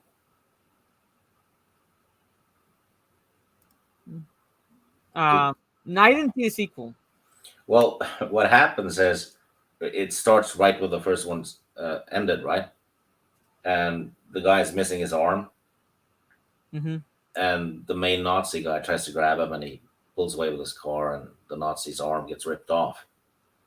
And then later on, he crashes the car, and the the ambulance finds him and sees that he's missing an arm, and there's a severed arm next to him. So they stitch him up, stitch the Nazi arm onto him. Oh, okay. And yeah, and he tries to do like CPR on a kid, and the Nazi arm just punches down and crushes the kid's chest. Oh, okay. And then he passes a black guy outside a museum, and the Nazi arm just grabs at the guy. Yeah, that is fucked. That is fucked, Trey. Oh my god. Yeah, it's watch it. It's more comedy though in the second one. Yeah. Well, it's kind of like Gremlins 1 and 2, where it's like they are very tonally different. Like there was more comedy in Gremlins 2 than in 1. Like 1, I would say it's a dark comedy more than a horror movie. Yeah. But the second one definitely leans more into the comedy than the first one did. Yeah, the second Dead Snow is in English. Actually, like there's so many 1s and 2s we can like do, Vanya. Like there's so many series and like movies that we can do like 1s and 2s on. That'll last a while. Actually, Trey Courtney should review Dead Snow 1 and 2. I guarantee you're gonna love them, Trey. They're interesting. Well, at least the first one's interesting. I haven't seen the second one. If you like actually, a lot of people tend to like the second one even more. Mm-hmm. See, me personally, Sailor Mercury, I prefer the first one but that's just me personally because I prefer dark comedies. But I can see the preference for the second one. It is good. It is decent. But I prefer the first one. Yeah, me too. But anyway, all right. So I will come up with a top 10 for next week. I do not intend to watch the Gremlins show on Max, Trey. Do not worry about that. I have no intention on watching it because it doesn't make any fucking sense with the premise. But there it is. Anyway, Didn't even know there was one. Yeah, I saw. I knew that they were coming up with it. I read articles on it, and then I saw a commercial for it, and I was like, "This does not make any fucking sense." Why? Like, it basically retcons part of the lore, and everything. So I'm like, why are you doing this? But anyway, yeah, it's an animated series, Sailor Mercury. But anyway, so I will come up with a top 10 for the next top 10 by next Wednesday, because next Wednesday, again, we will be talking about the first Jaws movie. So again, you have until next Wednesday to watch Jaws and basically time it around the July 4th holiday, pretty much, for the island of Amity. So let everybody know where they can find you and all that fun stuff. Well, I don't know about movie intros just because it would be part of the score. Yeah, we already did like a top 10 scores and soundtracks, so it would be it'd be along those lines. So I'll come up with the top 10. Don't worry. So go ahead, see. Teresa's channel on Saturday for the last book stream. Yeah, that's it. Sometimes I'm here though, and yeah, that's it. I'll be writing D&D shit this weekend. Yes, pretty much. And I will get you a small bio for my character. I have an idea of where I want for my character, but I have to write it down so I make sure I get all my thoughts down and don't forget anything. Basically, what that'll do is I'll read it and go, okay, so this is how I can fuck with her. Yeah, pretty much. Oh, well, maybe you do. Maybe video game music, but we'll see. But anyway, I will come up with, because we have some top 10s we haven't done yet. Hey, Gravy, you got music for your birthday, you greedy bastard. Yes, pretty much. But anyway, so you can obviously find me here. This is my main channel, Jade Shadow. I do have a live channel, Jade Shadow Live. So check that out. Friday afternoons, where I just hang out with you guys in the chat and I go through pop culture articles, most often cringe, and I go through and give my own thoughts on the news, pretty much. So come check that out. I will be live here tomorrow. I was toying with just staying on Kick for the week, but I will do at least one Twitch stream, and that'll be tomorrow evening. I'm going to try my hand at The Lies of P, which is more like the dystopian, fucked up version of Pinocchio. From what I've seen, there is a free demo, so I'm going to try my hand at the demo. So come check that out, about 7:30ish p.m. Eastern. So I'll be there tomorrow. This is my Kick. So I'm 7 away from hitting 200 on Kick. So if you've not followed me over there, very highly appreciate if you give me a follow over there, because I am streaming primarily on Kick nowadays, given the whole stupid shit that Twitch has been doing recently. I've said all along, Twitch is shit. We have not disagreed in that regard, but they've been going full retard recently. Yeah. So, as soon as I got in there, yes, and you fucked everything up. up. Chat. Yeah, you fucked everything up. You fucked up my chat. No, Twitch did it. No. And this is my throne. Again, I do not expect anyone to buy it, but like it is kind of like a wish list thing, like an Amazon wish list, but in a way I can keep my personal info private. So if there's anything on my wish list that you so choose to purchase from me, again, you do not have to, but very much appreciate it. And like I said, one of the things I have on my list I very much like it or would like to get is a Lord of the Rings chess set. It is very nice. I also have the NECA figures for Hellraiser, as well as the American Werewolf in London, the werewolf. So, I just watched it. Yes. For the very first time yesterday. Yes. So. And I gave it an 8 out of 10. Yes, it is a good movie. It is a good movie. That's why I have the werewolf as part of my wish list on Throne. Yes, chat. Send her ball gags and handcuffs and shit for immersion for the 80s game. And a spandex bodysuit. Actually, you know what? Just out of sheer curiosity, hold on, I'm going to do something real fast. Let me just see.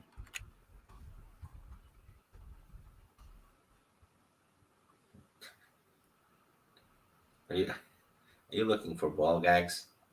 I'm just like out of sheer curiosity, just seeing if they're on Throne. If they are, it's not coming up in the first pages, so like I can't add anything on my Throne list. But see, there's no way that they could send me anything because I don't think it's through Throne. But anyway, just out of morbid curiosity. But I do have stuff on there, stuff that I will use for like possibly for streaming. So again, like any help would be appreciated. So because like I have a new microphone on there, and a green screen I can put on my chair. But those are crowdfunded. So if you want to at all contribute, again, appreciated. So that way I can work on like streaming and so forth. But yeah. So that is my Throne, and this will be mirrored on Rumble. So this is my Rumble. So if anything gets copyrighted here, which shouldn't, or any streams in the future, it'll be mirrored here so you can watch it in entirety and not deal with YouTube shit. I do not have a Vampirella cosplay, unfortunately, so I do not have that. But yes, I do have, here, I'll show you guys. I'll show you what it looks like for the American Werewolf figure. So I'll just share my Throne screen so you can see what I have on it real fast, and then we'll like call it. So you can see what the figure looks like. So here it is. That's the werewolf figure. And this, you can't really see it, but that's Hellraiser. That's a Hellraiser figure, and that's Lord of the Rings chess set. Right there. And this, here, like I said, it's crowdfunded, meaning like, it's like you don't outright purchase it from me. You just contribute whatever you want if you so choose towards it. So that way it helps with my streaming and so forth. So, but that's what I have in terms of like collectibles on my Throne right now. Yeah, if you're streaming a lot and you don't have a good chair, you can fuck up your back. I have fucked up my back pretty much, and I do have a new chair. I have to put it together tomorrow. So, hold on, the one with legs, you're talking about the Revy figure, which is now out of stock. Right, it's out of stock right now. That's Revy. So, that would be crowdfunded if it was back in stock. Why didn't you like my suggestions? I don't know, Gravy, because you suggested Splatoon 3 and the Golem game for PlayStation 5. But yeah, that's Revy. So anyway, so thank you all again for hanging out with us. Again, next week will be Jaws. Then the following week will be Jaws 2. And then after that, Cringe Factory, and then the top 10 at the end of the month. So tune in for that, ladies and gentlemen. So on that note, have a good rest of your day or evening, depending on where you are in the world. And we will see you all next time. So just when you thought it was safe to go into the water, nope. Peace.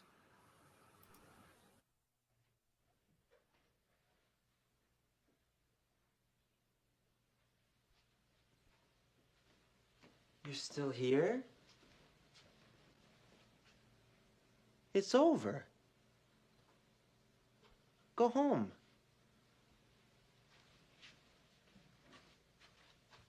Go.